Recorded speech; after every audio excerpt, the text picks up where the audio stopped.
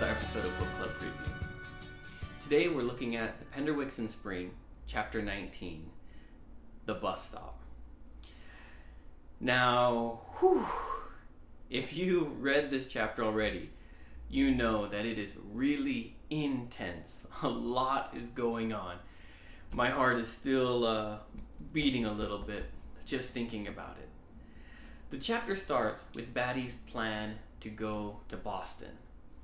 She wakes up and it's just raining and pouring outside.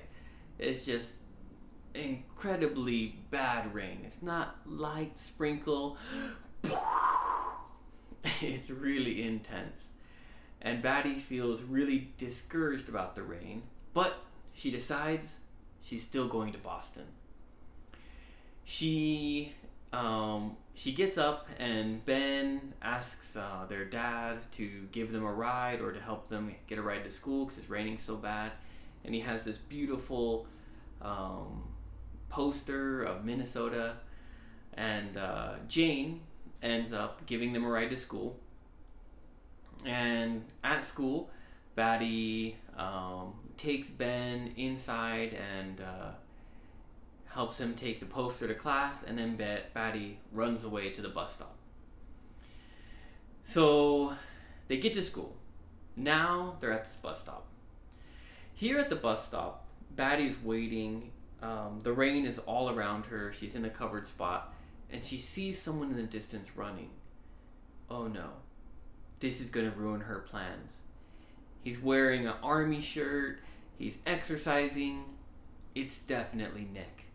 And Batty's hoping the bus gets there in time. And the bus arrives and she gets on the bus. And then the bus starts to go and I made it. And then the bus stops. Nick gets onto the bus. And Batty's, oh no, what's going to happen to her plan? Nick doesn't have any money. And so the bus driver tries to get Nick to get off the bus. But some young, kind woman says, no, I'll pay for this man. And then Nick gets to get on the bus. Maybe this young woman was hoping Nick would sit with her, but Nick has other plans. He goes and sits right next to Batty. And in this, he tells Batty, you need to go home. And they have a big conversation, and Batty just starts crying. And she just starts bawling. Nick gets Batty home. And here at home, Nick calls her parents. And so her parents go home, and Batty just goes upstairs. And Batty enters this kind of fog-like state that she kind of calls. She embraces the fog. She just lets everything kind of go out of her mind. And she just lives in this fogginess. People talk to her, but she just sleeps. People come to see her, and she pretends to sleep. The only people she actually talks to are Lydia and Ben, the two youngest Penderwicks. Everyone else, she doesn't answer, and she just pretends she's asleep. So she kind of goes into this fog for several days, and everyone is really, really worried. Finally, Rosalind hears about it, and Rosalind, loves Batty so much, and Rosalind is super worried. But everyone tries to calm her down. Finally, Ben answers the phone, and Ben's just honest. He's young. He doesn't know how to lie or when to lie, and he just says, oh, Rosalind, Batty's doing awful. And Rosalind's like, oh my goodness, I'm coming home right now. And then Ben learns that Oliver's going to bring her to the house, and he hates Oliver, and so then he's really worried. And so then he has to go and talk to Batty. And he tries to convince Batty to call Rosalind and to convince Rosalind that she's okay and she doesn't have to bring Oliver. Now, Batty, Ben, and Lydia both really dislike Oliver. And so for Batty, going down and lying to Rosalind to get rid of Oliver, that's a really, really big push for her to call Rosalind. But we can see that Batty just apologizes to Ben and goes back to sleep. And this is really important because Batty would do almost anything, I think, not to see Oliver again. But even this, even helping her brother and her younger sister, Batty just ignores it all and goes back to sleep.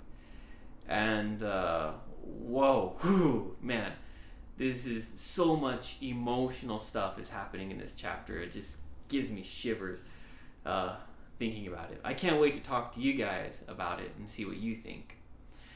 Let's go ahead and look at some vocabulary. There are a few vocabulary words here that deal with cars. And this is mostly in relation to the flash van. The first one is a clutch. Some cars, in the car, it changes its gears automatically. We call that an automatic car. Many cars are automatic. Some cars have a clutch. And this is like a gas pedal, a brake, and then you also have a clutch. And this allows you to change the gear in the car on your own. And so this car, that is the van, has a clutch. And Jane isn't very good at using a clutch. Also, there's a word, stall. A stall means pretty much to stop. And when you're in a car with a clutch, if you don't use the clutch correctly and you try to change the gear, the car engine will stall. Or go stall, meaning it's lost its power and energy. This happened to me many, many times the first time I learned how to use a clutch. But you get used to it, and then it works okay. Stall can also be used for airplanes. Sometimes when an airplane's flying, if it flies too high, the engines will die, and the airplane will go down back down to earth. And this is called a stall, and a pilot needs to try to get the engines back on to get control of the airplane again. Another word we have is exhilarated.